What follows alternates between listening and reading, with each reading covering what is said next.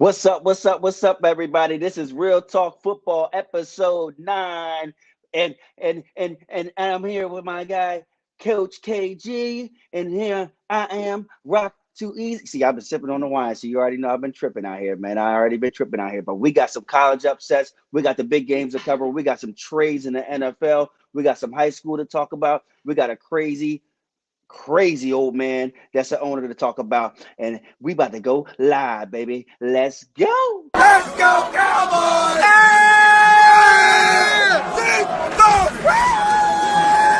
Hey, let me get one. Hey!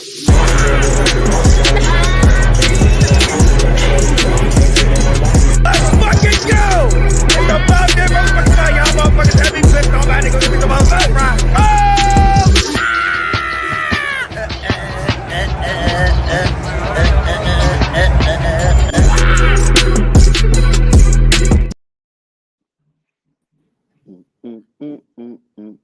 What up, gang? What's going on, big dog? You see that XXL wine? Yeah, that joint hit. I took 2 sips and I'm already fumbling words. Yeah, That you was XXL. tripping. And you was What? tripping because you said episode 9 and this is episode 19. 19. People, he wilding already. You know my dog is crazy.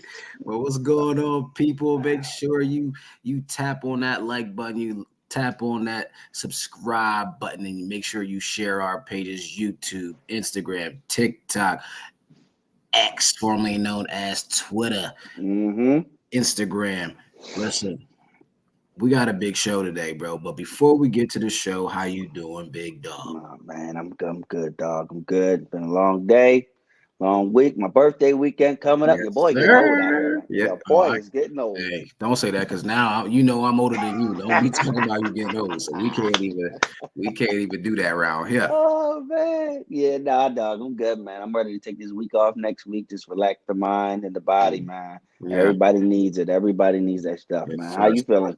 I'm good, man. Like you said, it's always good to take a break because being a wife took a mental health day yesterday from work, much needed. Took the kids to school. We went out to breakfast, did a little thrift shopping for the kiddos, and There you go. came home nice and relaxed. Didn't have to worry about nothing. No kids running around being crazy. So it was good. It's good to just reset sometimes, like you said. You know what I mean? Hell yeah. Especially with these damn holidays kicking up. Right. You know it's about to get crazy out here. Coming. They coming. Hell yeah. Definitely about to get crazy. All right, people, you ready? Yeah, Are you let's do ready this. for the show? Let's get it popping. Hey, Let's do we had some breaking news. Mhm. We got a couple things to cover, but let's start with the New York Jets, my guy. Everybody knows Davante Adams was shipped to the New York Jets from the Raiders for a 3rd round conditional pick, a pick that can turn into a second if Davante Adams is named to all pro team, or the Jets make it to an AFC championship and Super Bowl. That would turn into a 2nd round pick for the Raiders. My guy, I want to ask you, what does this do after a loss to the Bills, where I think we both would agree that they should not have lost that game on Monday. They had that game won. A lot of mistakes at the end of that game in the second half. Now sitting at 2-4 in the AFC, where we already know it's tough to get in the playoffs in that division. A lot of loaded teams over there. Right. What does this do for their playoff chances now sitting at 2-4? And what does it do for them maybe even going on a run to win the division? Right. I think, well, still at the end of the day, you don't have a line to block for Aaron Rodgers. But as you can see, they demoted Hackett, move other guy up. I can't remember his name. So they're trying to be more balanced. They're trying to run the ball more, get Hall involved, in which I like what they did and how they were doing it. Trying to get the ball out fast, but it still doesn't protect Aaron Rodgers. He's still getting killed. Tyron Smith, bro, we love you. You're a Hall of Famer, but you're done, bro. You're done. You can't block worth nothing. So they got to get back healthy. They're still missing guys on defense. I think the linebacker still isn't back. Mosley, he still isn't back. But overall, I think that they still have a chance to make the playoffs, even though they are at 2-4 due to how the division is. Because if you really want to get down to the get down, they are 10th right now in the AFC. Yep. So they're 10th in the NFC, right behind Miami. Miami's going to lose out. Behind Denver. Denver, they're beating teams. The defense is on intact, but they can still lose out to their schedules. The Colts, I don't see the Colts going to the playoffs. Right. And that's right there. They just got to get to 7. Right. You know what I mean? So I think that, like I've been saying this to you before, I said that they could still make the playoffs, and they're still not far and away from the Bills to catch up. I mean, the Bills 4-2, granted. Right. They still have a good amount of tough games going forward with them. You're not worried about New England, so that's 2 games you can win. You're not worried about Miami because they stink without a quarterback, and who knows when Tua's coming back. Right. So they can still go on a run and win a lot of They can still have a lot of winnable games. Starting with, they can beat the Steelers. To be honest with you, don't let that record fool you. Them being at 4-2, they got the Steelers, then the Jets, 2-4. I mean, then they got the Patriots. Yeah. They got the Steelers and the Patriots. They got the Texans. They'll lose to the Texans. Arizona's a tough game. I think they'll beat the Colts. Seahawks is a tough game, but it's not at Seattle. You got the Dolphins. That's a win. You got the Jaguars. I don't know. I mean, it depends. Oh, here you go. Bias. So you got the Jaguars. You got the Rams. The Rams they're mad injuries. Then you're right back playing the Bills again. That could be a redemption game, but we'll see how that goes. Then you're finishing off with the Dolphins. They got a lot of winnable games finishing out the season. So, yeah, before you pass it off to me, before I put my take on it, what do you think Adams can do for the offense, period? Do you think he helps the offense? Do you think he maybe holds some other guys back? Help the run game? What's your thoughts? Oh my God, 100% he helps that because he has that chemistry, and he knows him and Aaron have that chemistry where he knows where to be at for Aaron, and so you're going to need that on this offense due to him getting the ball out so fast. I need you to be at your spots, and you got to take less attention off Garrett Wilson. You move him to the slizot, and Devontae out, and honestly they can rotate because Devontae go to that slot. Garrett Wilson got 67 targets, bro. 67 targets that early in the season. You're taking as much, and then you got Lazard, who you seen that crazy ass halftime catch that he had. Right. You got Garrett Wilson, you got Lazard, and then you got him. And like I said, you're getting he can get in position, get to the spots where Aaron Rodgers needs you to get to because he's getting the ball out fast. This is what's going to move the chains for you. So now if you're getting your Breece Hall 3-yard run, now you get a third and manageable, or 3-yard run, 2-yard run, you got a third and manageable. Now you know, all right, Devontae, hit this hour real quick, hit this hitch real quick because they're gonna play off me. Now, boom. Now we're gonna move the chains out. So that's what I think that will do for them. Right. I think I'm with you in agreement that it does help the offense. I don't know if it, like you said, mentioned earlier about the offensive line, I don't know if it's gonna help them out. But the run game has been intact, so I still believe they're going to run the ball. Now you're going to have less guys in the box. You're going to have to double team Adams, and if Adams is not getting off, okay, cool. And then you got Wilson. If he's getting off, do you double him too? Do you roll the coverage over there, and then now Adams or Lazard's open? You know what I mean? Or you got your backs open and Braylon Allen and Breece Hall. So it opens up a lot for them on offense. I see more defenses being in too high now rather than having that one safety back there playing cover 1 or cover 3.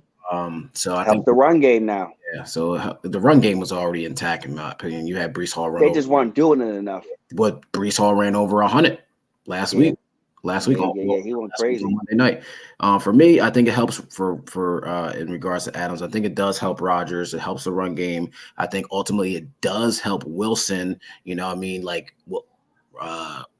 Adams is on the older side. He can be a mentor for Wilson. You can learn more from Adams. And then even though it may hurt his targets, it's going to help in development later down the road for him, whether he stays with the Jets or he goes to another team in his career. But overall, though, for me, it doesn't put them over the top. It's too many teams that are better than them. It's not going to get them to the Super Bowl unless unless you see a bunch of injuries, which knock on, you don't want that to happen to any superstar players or any good players at all, or any player for that. So I don't really think it takes them over the top, really, for anything with this move. They need more than that. Even though their defense has been playing well, they really not been playing well at the same time, though. They're getting timely. It's weird. They're getting timely stops, and then you got Aaron was playing good, and then all of a sudden they couldn't move the ball, and just it didn't look good. A lot of bad things happened in the red zone. That score should have been higher than what it was. They're not scoring in the red zone either. Like you got to score touchdowns in this league. You can't be getting field goal. And you saw what Josh Allen did what he was supposed to do and got that win. And now they got a 2-game lead on the division. Yeah, definitely. All right, man. We'll see how that the rest of the season finishes out for them, and then like I said, we being as though that Miami technically is ahead of them because they was on a bye week. Tua comes back if he comes back, and we'll see if they were able to turn it around. Because right now, I got them not doing a damn thing. I got Tyreek Hill on my bench on fantasy, dog. That's how bad it is. Yeah, it sure is. You're right. Super bad, man. Oh my goodness. But that's one trade down. On to the other. You know, while the Jets made that trade, the Bills said, "Oh, well, I'm gonna show you this right here. Send a 3rd-round pick to the Browns and a 7th rounder for Amari Cooper, and to get back a 6th rounder." I'm trying to understand his here. I hate to bring it back over to the Cowboys. The Cowboys sent this man over to the Browns for a 5th-round goddamn pick. What, 2-3 years ago? Mm-hmm. This man is 2-3 years older, and they flipped the 3rd-round pick around for this guy, man. What? Mm-hmm. Oh, man, it's a mess. Mm-hmm. But so what you think about this? How do you think this helps the Bills? Yeah, man, I looked at their schedule. It does cover this for them, though. It does cover a wide receiver 1 need for them that they needed, even though they drafted Keon Coleman. He's a rookie. There's a lot to put on him as a young guy. He could be a mentor for Keon. Helps the rest of the wide receiving core, takes off coverage for them, opens them up a little bit more, especially Dalton Kincaid in the middle of the field and then up the seams. And this one too, I mean, Josh may have less to do now because he has a main guy he can target. You know what I mean? And he's not going to be that guy like Diggs screaming for the ball. He's a quiet guy, does what he needs to do. He creates separation.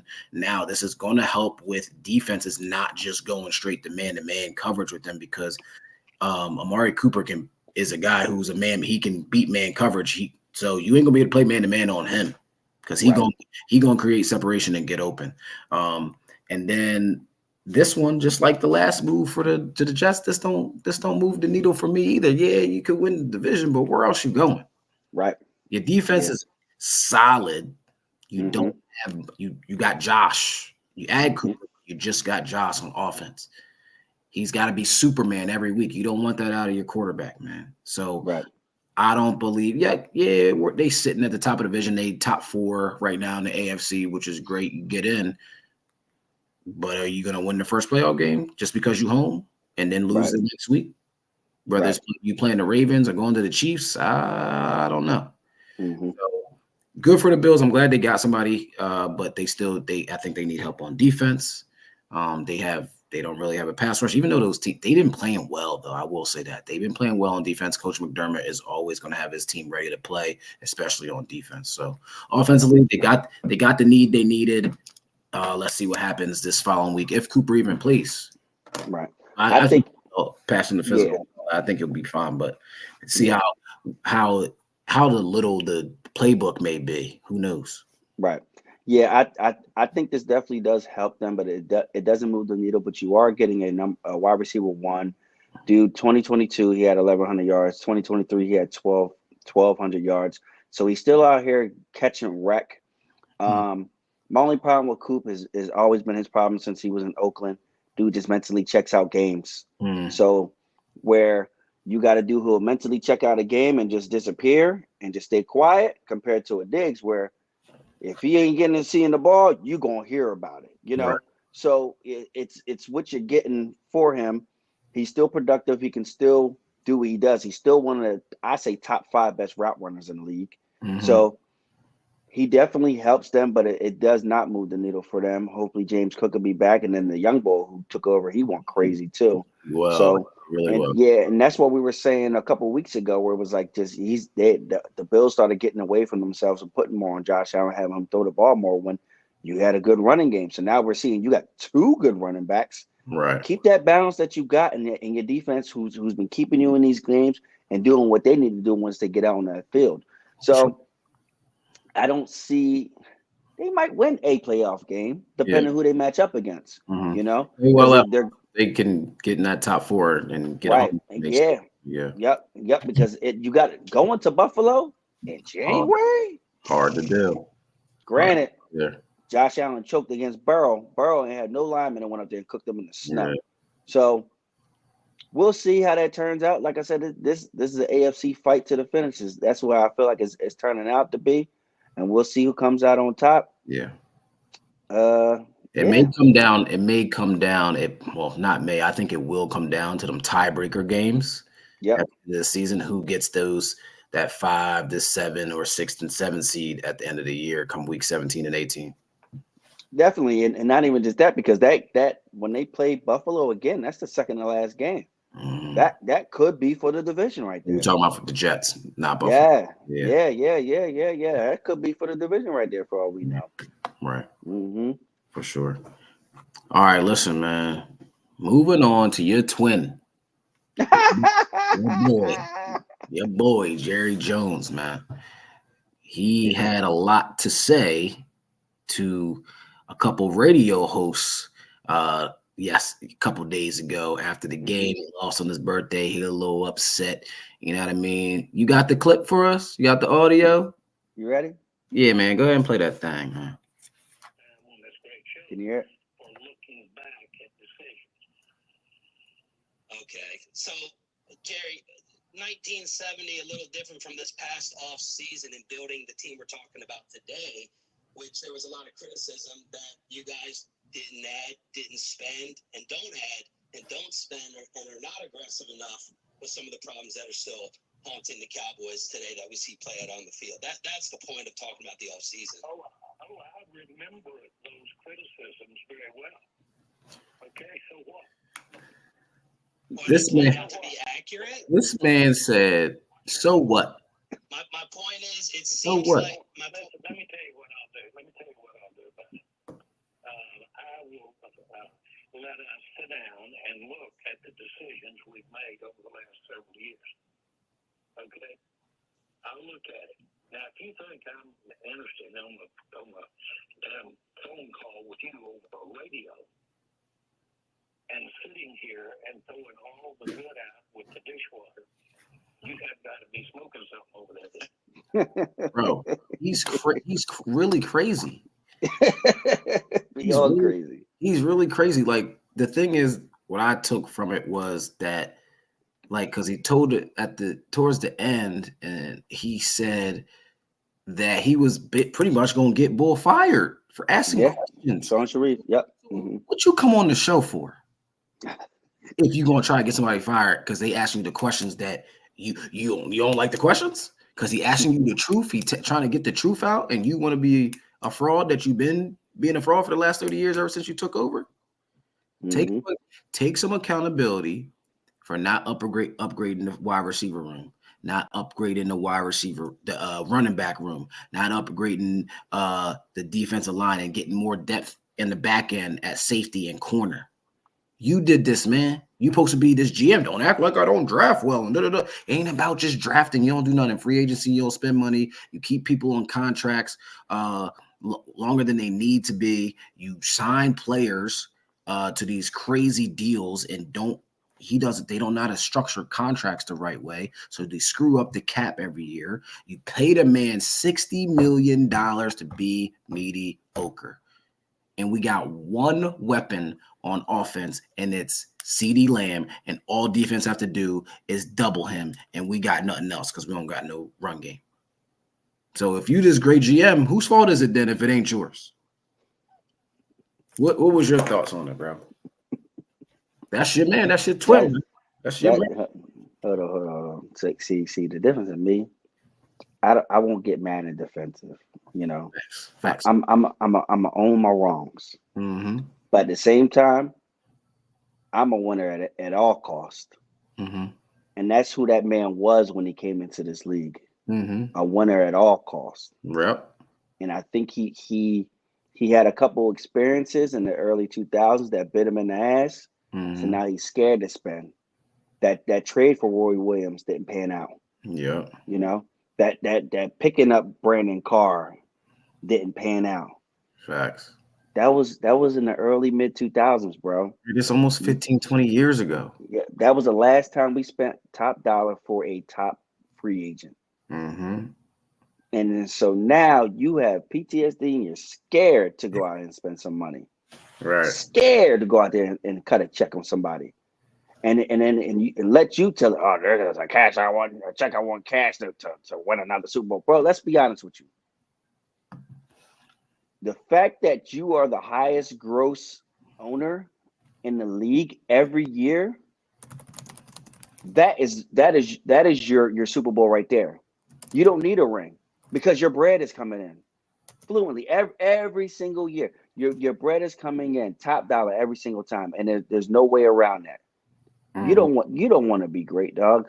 We talk about this all the time with anybody. You say you want to be great, but you ain't putting the work in, bro. You're not putting the work in. Do we draft well for the most part? Yes, we do draft well. There's no way around that at all. But when it comes to like, all right, we short this. Let me go get this to put us over the top. You never do it. When's the last time? You can't even name the last time we drafted a stud D tackle. The last stud D tackle we had was Jay Ratliff. Jay Ratliff, bro. How long ago was that? That's when we had Wade Phillips as our coach. Yep. Last time we had a solid safety was Barry Church. Solid. Wow. Solid. You know? I don't even think he was that solid, but, he made a Pro Bowl. I mean, he was solid. He did his job. That's what he just gets back there on these back end guys. So it's just like, you're not serious, bro. You're not serious about any of these things that you say, and you don't take no criticism. You don't want to hear being talked down on, but you want your ass kissed. Right. That's not gonna happen. At any given moment. And not even just that. You paid CD a week before the season started. You paid Dak that morning of week 1. Facts. With yourself. He's a whole nut ass old head. Get out of here, man. Out of here, man. Nut ass.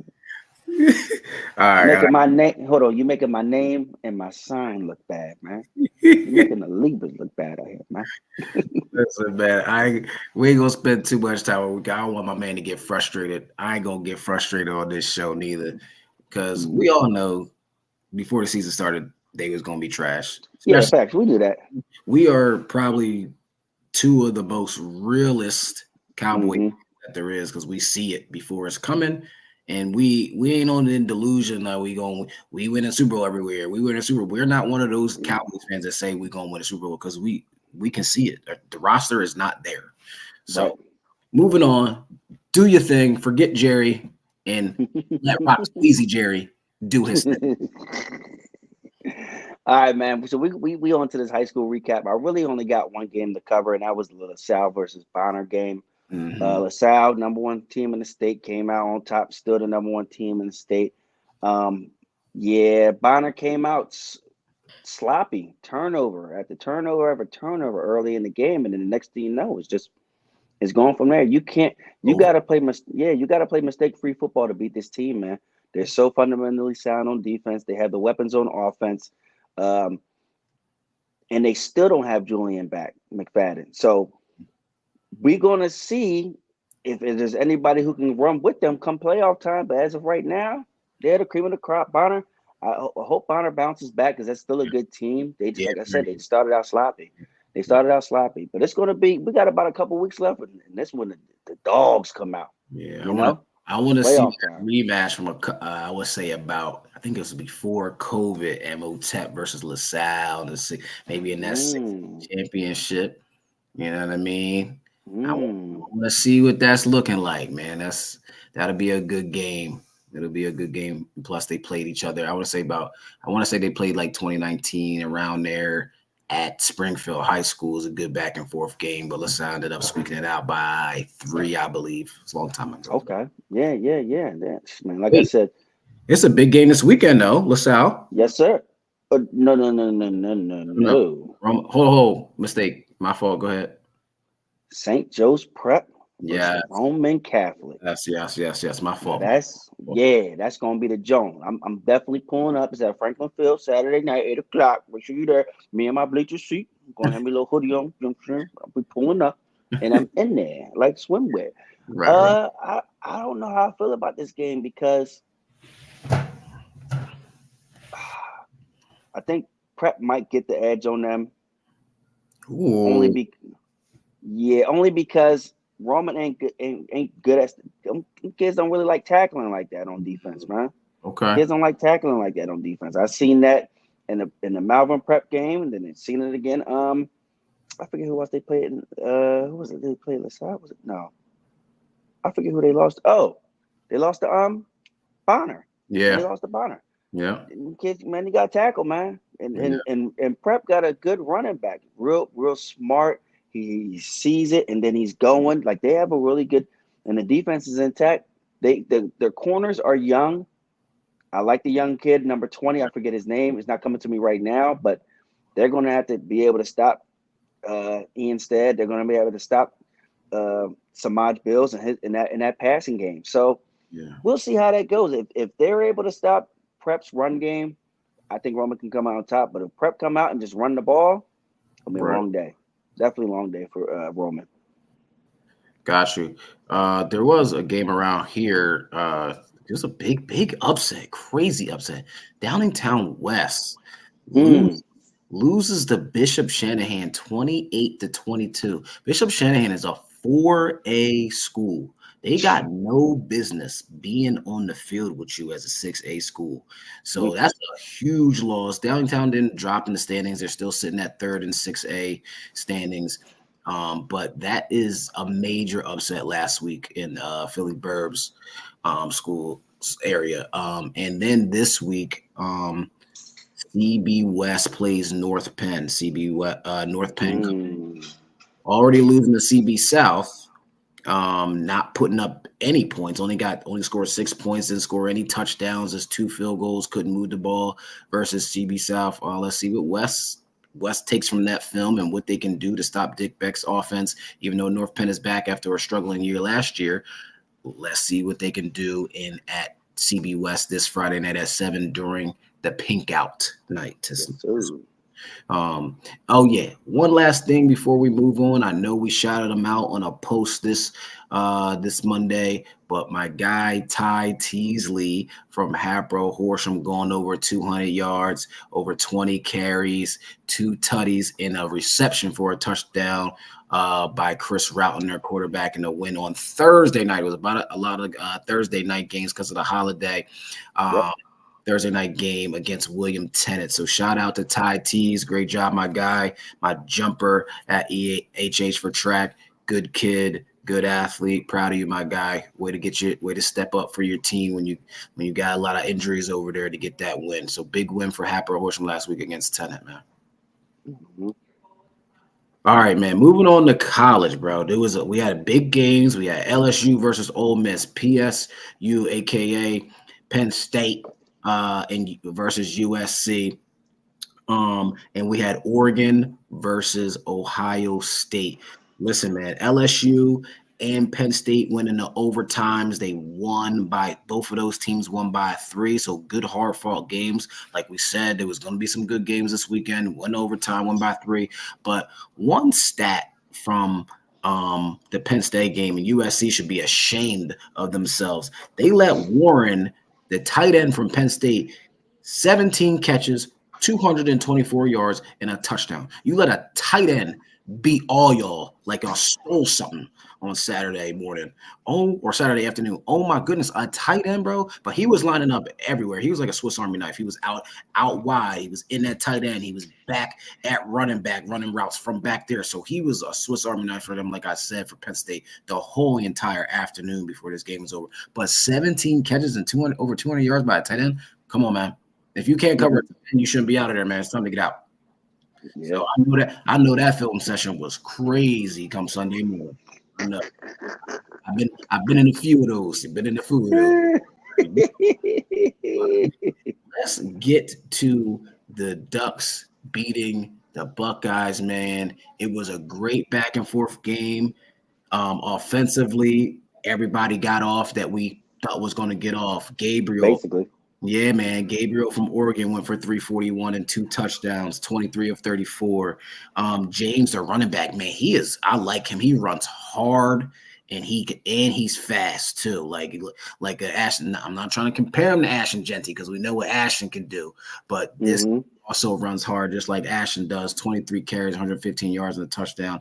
And our wide receiver Stewart, who was basically like brothers to Bo Nix, his family, Bo Nix's family, like took him in and adopted him. Got you. With a rough life, and he balled out. He stepped up on Saturday night, 7 catches, 149 yards and a touchdown. Howard for the Buckeyes, 28 of 35, 326 and 2 touchdowns. Smith, the freshman phenom, he went off too, 100 yards. It's just 100 yards and a touchdown. And whatchamacallit, 10 for 10, 10 targets, 10 Abuka, 10 targets, 10 catches, 93 yards and a touchdown. The thing is with both, what I liked about this game was back and forth. It was a good game. We knew it was going to be a good game. Atmosphere crazy at Oregon, but both quarterbacks took care of the ball. Both quarterbacks took care. That's most important right there. No interceptions. It was a fumble earlier in the game, but it wasn't from the quarterback. So it was a great game by them. And which is crazy. I know it's a high octane, like college is high octane, man. They get the up and down. Not many teams play good defense. Ohio State is known to have a good defense. Number one defense in the league. Right, but when both defense gives up 500 yards, 500 yards is crazy. Super bad, John. Come on now, we got to get some stops there. But we love the game. I love college football. I love watching it. You know what I mean? But what do you think moving forward does this do for both teams? Oregon with the big win, and then how do the Buckeyes regroup after this, knowing this is Ryan Day's MO when it comes to teams that he has to show he can beat that are going to be in that playoff this year? Right. Or is your tail going to be going between your legs every time you play a good team and you lose every single time? So what do you think this does for let's start with the winning team. What do you think this does for the Ducks? This helps put them even more on the map because they've been kind of flying under the radar, and I've been kind of annoyed with them because they start out slow, just like Ohio State does. Ohio State will start out slow and then blow you out. Oregon will start out slow and still kind of beat you. Like the score, it'll be high. Like you would beat them handily, but it was closer than what it needed to be. Right. Both teams came to play that day, but it's still. We talked about this. We was like Oregon lost a lot of players, just like Washington lost a lot of players. Michigan lost a lot of players. So this is like a regroup and retool of these guys that are getting transferred in, guys moving up and everything like that. So I think this puts them on the map. That offense is starting to finally click and get intact. And so we'll see I don't know who else they got left that's tough for them to play. Let me see.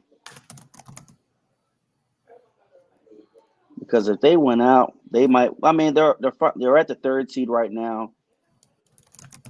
They play Purdue. Purdue is a tough match, but it's nothing crazy. I think they'll play Washington at the end. Washington beat them last year, but like I said, Washington lost a lot of players. They play Michigan. I think they'll beat Michigan. Yeah, I don't think they'll mess around and win out.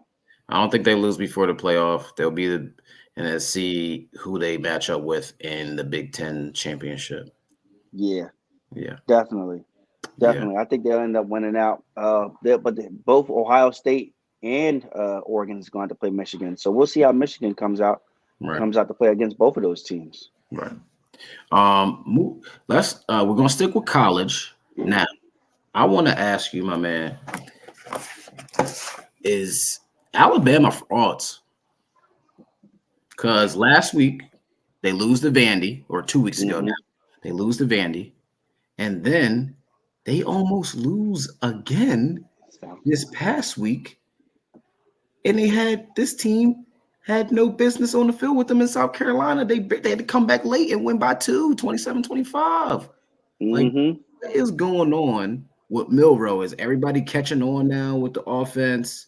And Milroe, he had 2 interceptions. He only threw for 209 yards, and he only rushed for 36. He had 2 touchdowns, but he only rushed for 36 yards. He's usually up there closer to the 70s and up, you know what I mean, along with getting 250 passing and then 2 touchdowns and maybe 1 interception or 2 touchdowns and no interception. So it's Bama frauds this year, even though Brother man. What I tell you about that young boy, man? He's an athlete who can throw. Oh, for sure. And so now I think the teams are starting to see that, and I think they're scheming it. Just keep his man in the pocket, and let's see what he's gonna do. Right. Don't stay contained. Don't let him get off, because the second that he does get off, then it's a long day, because he had 18 rushes. Again, he had 18 rushes and 36 yards. Like he had more carries than yards last week too. Right. So I think that, and you know it's bad when college starts to catch up to you. Like you didn't even get to like go crazy in college just to let the NFL come catch up to you like they did with Jalen Hurts. Mm-hmm. You're letting college catch up to you, and it's not looking good for you, brother. It is not looking good. And they shut down Ryan Williams. Ryan Williams only had 4 catches for 32 yards. Right. Yeah. So, that's just what it is. I think they were living and dying by his ability or what he was able to do. Now that's starting to catch up. Now, all right, that was that chess match. Now you need to make another move, because your schedule ain't gonna get any easier for you later in the season, and you ain't gonna be able. You right now at the 7th, that could fall again. Right. It could fall again. You mess around and not make the playoffs, bro. Right, for sure. Before we get to the 2 top 10 matches, I want to say another matchup that was a very good game, back and forth at the end. Don't know why they was playing man coverage without their Heisman candidate and Travis Hunter. Colorado should have won that game against Kansas State. Yeah, gave it up by playing man coverage at the end. Press man at that without your best defender out there, and you give up a touchdown and they lose. For me as an athlete, coach, there's no such thing as moral victories. But I will say they played better than people thought they were going to play, because K-State doesn't hurt themselves. They've been very well coached for years on end now, and they played well against them. So let's see how this catapults. This loss can help Colorado moving forward for the season in Coach Prime. But the top 2 matchups we want to talk about is Bama at Tennessee. I think Tennessee wins the game. They have a great defense, not good. They have a great defense. They can stop anybody. And the offenses, corners are very good. The offense hasn't put up a lot of points like Heupel's offenses usually do. That quarterback, I think, their young quarterback is still getting his footing. But I think Tennessee does win at home. We'll see how Milroe can bounce back after 2 bad games in a row. And then UGA, them Georgia Bulldogs, are going down to Texas. Play some football. Down there with Matthew McConaughey. Yeah, man, I think I can't wait till both of them games. I will be locked in on that Texas UGA game. Yeah, but I am going. Yeah, we both going out. It's your birthday. I mean, I'm going to see it. Going to see my man TK Kirkland. So I'm going to hurry up and get on back so I can be locked into these games. Right. You know, another game that's kind of a sleeper. What's up, man? Notre Dame, Georgia Tech. Yeah, it's a sleeper, all right. I won't be watching it. I ain't say as far as watching, but Georgia Tech, man, they making a dogfight for them. Because Notre Dame. We're talking about Notre Dame, bro. The most overrated program in college football. They get talked about every single year. And what happened this year? They lost to Northern Illinois. Ain't nobody trying to talk about Notre Dame. I know some Notre Dame fans out there, but Notre Dame is trash. I want to hear you talking about Notre Dame, that y'all lose every single year to a team you should lose to, and then all of a sudden you make a run late. Oh, we should have been in the college playoff. We should have been. So what? You can lose in the champion or the first round in the championship? No one cares about the Irish, man. No one cares. No one cares. He said bye. Anyway, Oh my God. Jeez. All right, you ready to do these NFL picks, man? Yeah, man. Let's get it, man. We got the Denver Broncos versus the Saints. Broncos are going to the Saints, and they're favored by 3. Mm-hmm. So stop sleeping on them Denver boys, man. Who you got? Listen, man, I got the Broncos. On regardless of them going away and playing, it's going to be both rookies playing, Bo Nix Mhm. and Spencer Rattler. Spencer Rattler got to make his debut last week with Carr being out. Yep. He put up yards. Yep, he went 22 of 40, 243 yards, a tutty, and 2 picks, though. Turn the ball over. I know it's his first game, but he got to take care of the ball. But I don't blame the loss totally on him because this is the reason why I'm picking the Broncos. I know offensively, Tampa Bay's got more weapons than the Broncos, but this is the NFL, right? The Saints gave up 600 yards last weekend to the Tampa Bay Bucks. Sorry, let me be accurate. 597. I'm just rounding up. So 3 yards from 600 yards of offense. That is crazy. This is going back to when that's almost as bad as when the Broncos gave up 70 to Miami last year. Oh yeah. That's Yeah. not happening in the NFL. You know what I'm saying? So I believe the Broncos win this game. Bo Nix been starting all year. Even though he's a rookie, he's the better quarterback right now. The better defense is the Broncos, even though I'm a little disappointed in my upset. And I didn't actually pick, I didn't pick them to upset the Chargers, but I picked them to beat the Chargers because of their defense, and they were nowhere to be found. Yeah, they stunk it out. People ran through them like they weren't even there. Right. So the Saints gave up 277 yards rushing. Mm-hmm. So I think the Broncos should win this game. How about you? Definitely, I'm on board with that. I think, and not even just that. Shaheed's going to be out too. Yeah, Shaheed's out. So now and I think Olave's out too. Oh yeah, concussion. Yep. Yeah, so they're both guys is out. So they're just going to be giving it to Kamara. I don't even know if Taysom Hill's came back. Did he come back? Did he play? He did not play last week. No. So he's still been out. So it's just going to be the Kamara show. Yeah. You can't do nothing with that at all, man. That's a loss for sure. I look to Bad times. Broncos to bounce back after last week's disappointing performance at home. Go on the road, get a good win, get you guys rest up, come back the following week. So put them at 4-3, man. Put them at 4-3. They winning games. Like I said, they under the radar. Winning games, but it ain't nothing crazy, but it's still that can shake things up towards the end. Like Broncos, that's kind of like I think. Even though they're doing better, they're doing well. You know what I mean? Depending on how this season ends up for them, it's a long way to go. I think they're going to be very offensive heavy in the draft. Oh, yeah. And in the free agency to try to get some guys over there for Bo Nix. He needs some weapons. Cortland Sutton may be on the move. Mm-hmm. Yeah, for sure. Before the trade deadline. They need a running back too, so I think they can be very offensive heavy. Mess around and get Ashton Genty before you get drafted. I don't think they'll draft a running back that high. They still got to protect Bo Nix, the franchise as well. So I think they'll be very offensive heavy, knowing that defense is very good no matter what. Right, definitely. Yeah, man. All right, now ready for these Sunday picks? Here we go, man. We got a couple games this Sunday.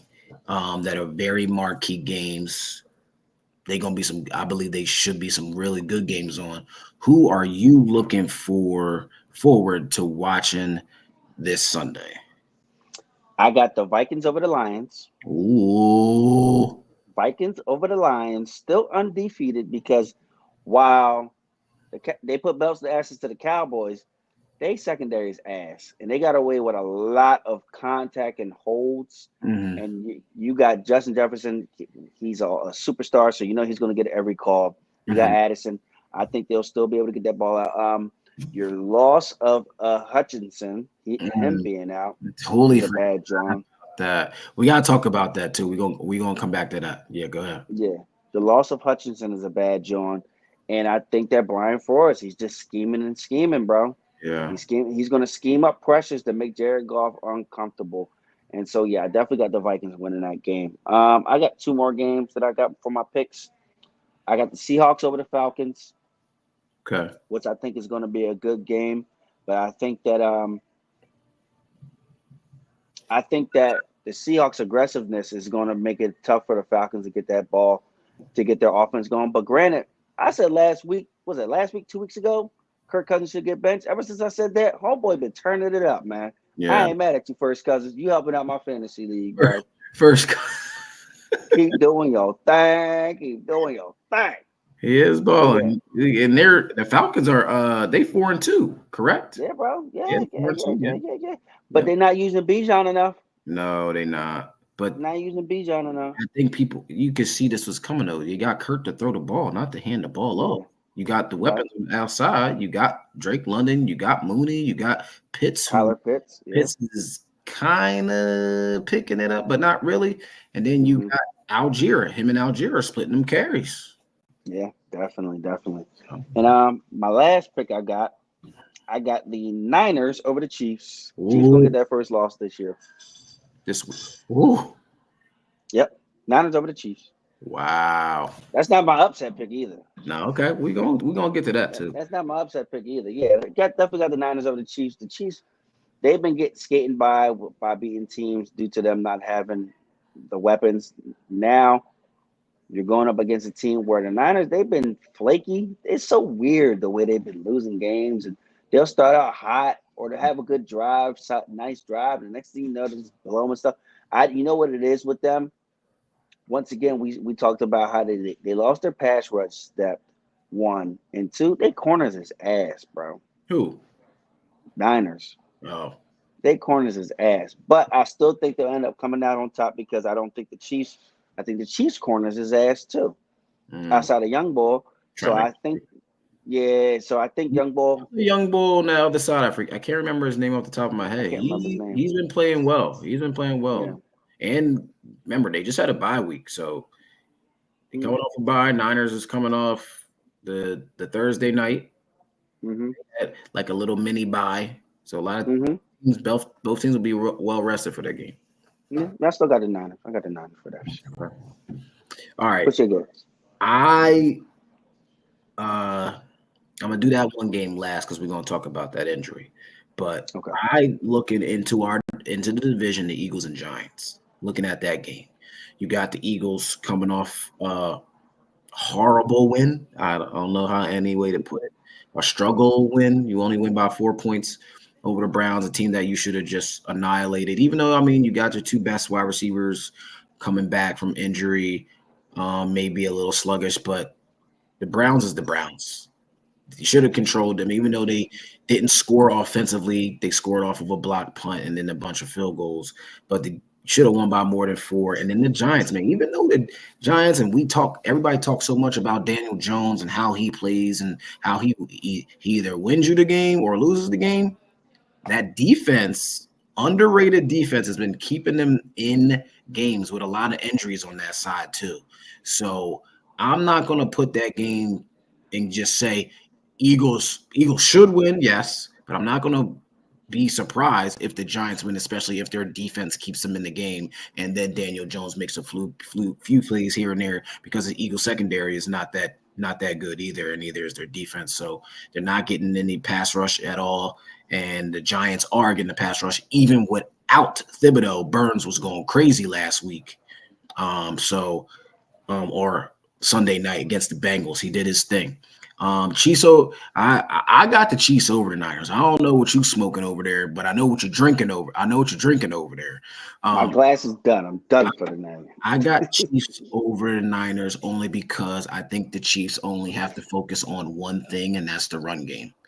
Brock Purdy hasn't played really well this year, so I believe if they stop the run game, get pressure on Brock, and make him one-dimensional, Brock, come beat me, because we already know Patty Mahomes can beat you by himself, regardless of who he has, whether he has Tyreek Hill, whether he's got speed, or whether he's just got mediocre guys out there and Valdez-Scantling and dropping the ball, Tony and all them dropping the ball. But even if the Niners win, what does this do for them? Y'all beat them in the regular season? Nah, we need. Yeah, You gotta like beat a them. moral victory thing. Yeah, you gotta beat them in the Super Bowl if y'all see them in the Super Bowl again. So even if the Niners, sorry, not the Steelers, even if they win, it does nothing for them. And for me, it's hard trying. I don't know who I got. I'm just looking forward to see this game, the Vikes versus the Lions, because the Lions is home and they hard to beat at home. Vikings coming off a bye, that's good for them. But Lions are also in rhythm right now. So I don't know. I'm gonna say toss up for that one. No, Negro. No, Negro. No, Negro. You gotta pick your goddamn pick. I gotta be all that though. I gotta be all that.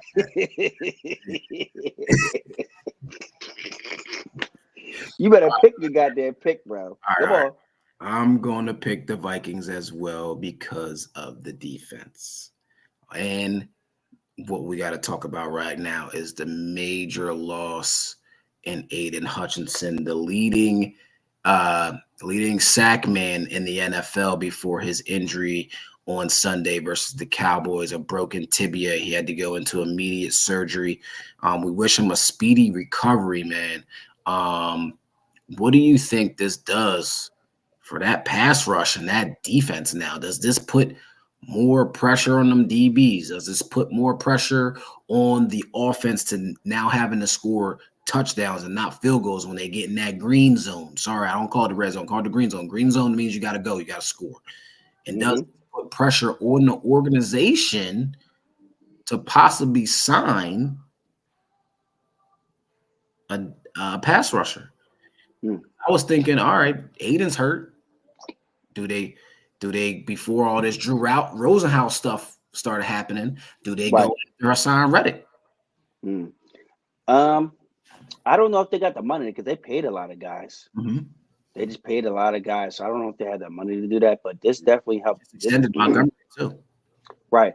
This definitely hurts a lot of, and I think a lineman too. But this definitely hurts them because Aiden Hutchinson, him alone was causing so much havoc. He needed to get double teamed and chipped. So now, and it was already a one-man wrecking crew, just like how they got it with T.J. Watt and just how they got it with Max Crosby. Yeah. Now you had your one-man wrecking crew and goes down out, and he's down. And so now it's like, all right, so you're going to keep sending blitzes, or what you going to do? Because once again, like I told you, their secondary is ass, bro. It's super ass. They play physical. The rookie corner still plays like he's a college corner. A lot of contact. He's good. He's been playing well. He is, but once again, when it's Justin Jefferson you're going up against, the superstar, so you know he's going to get calls. You know he's going to get calls. So, yeah, it puts a lot on that back end. They secondary ass, bro. Them dudes, yeah, they ass. They physical, and it depends on the reps that you get. You can get away with it, but for the majority, trash, bro. Hey, one more time though. Speedy recovery for Aiden. Yeah, hope he does well. He's been balling. You know me in the Michigan DN defensive lineman. I don't get along with them because they ain't do well for us, and I didn't want us to draft him. But Aiden has proved me wrong because I wasn't real high on him because of the lack of production from defensive linemen on Michigan over the years, starting with Taco Charlton. Yeah, we remember that pick. But Aiden, speedy recovery, man. When we come back next year and ball out like you've been balling your first couple years in the league. And big shout outs to one more shout out before we get out of episode picks. Big shout outs to the NFC North.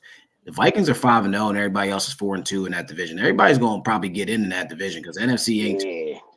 I mean, that's crazy. Or actually, not everybody's going to get. Somebody's going to miss out because you got 4 division winners and then you only got right. Yep. Somebody, if all those teams finish with a winning record, whether they're 10-7, 11-6, somebody gonna miss out because of a tiebreaker, and that's gonna suck because all those teams are playing very well right now. 3-game winning streak for Caleb Williams and #1 pick in the Bears. All right, bro. Who you got for your upset? We got 5 minutes. Let's get it in. You ready? If you say mine, I'm going through this computer, but I don't think you're gonna say mine though. I ain't gonna say yours. Nope. I got The Giants over the Eagles. Oh, that's why you was making that face when I was talking about it. Yeah, dog. I got the Giants over the Eagles. Malik Neighbors will be back. Oh, yes, he will. Yeah. Neighbors will be back. Mm-hmm. I'm looking at it like this. That defense, just like you was at, because I was like, damn, don't take my notes. Don't take my notes. The Giants, bro, 26 sacks this year. Balling. 26 sacks. Eagles, 11 sacks. Right. That ain't it. They're not getting to the quarterback. They're gonna put pressure on Hurts, just like last year when he called up the D coordinator, said, "Yo, what you do?" Because I can't see what's going on. Right. They're gonna be blitz heavy and aggressive, but I think the Giants might pull it off. Daniel Jones, the Giants, they upset them last year. Daniel Jones beat them, I think, the year before that too. The Giants. Tyrod Taylor beat them last year. Yeah, I know Tyrod did, but McCall was hurt. He was hurt both games.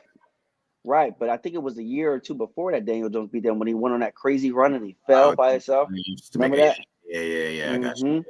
So I don't know. I mean, we'll see. That's my upset. It's a reach, but we also know how Kellen Moore gets down. But if you give the ball to Saquon Barkley, it opens up everything else. You already got all the spacing. Give the ball to him. You got 5-6 guys in the box. Mm-hmm. The ball to Saquon.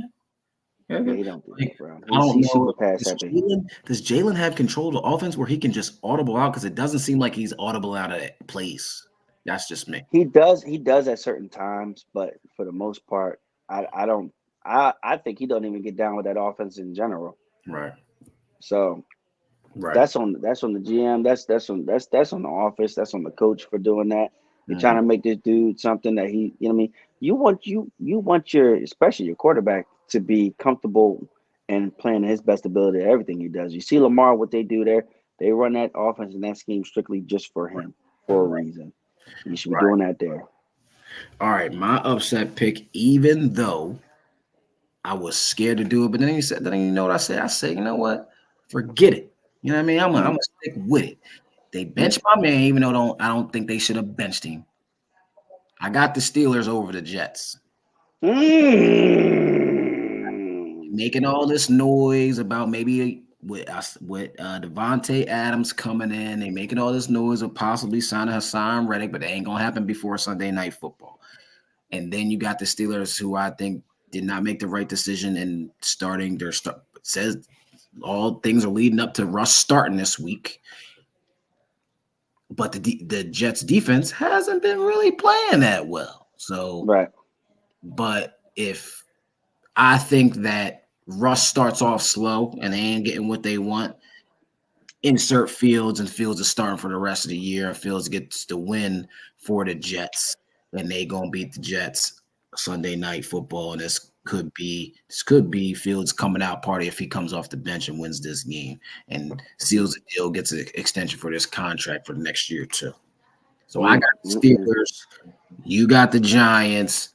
I like our picks. We're going out on limbs these last couple of weeks. Yeah, it's tough. It's a bad job. I like it. I like it. Ladies and gentlemen, that concludes our show. We thank y'all for joining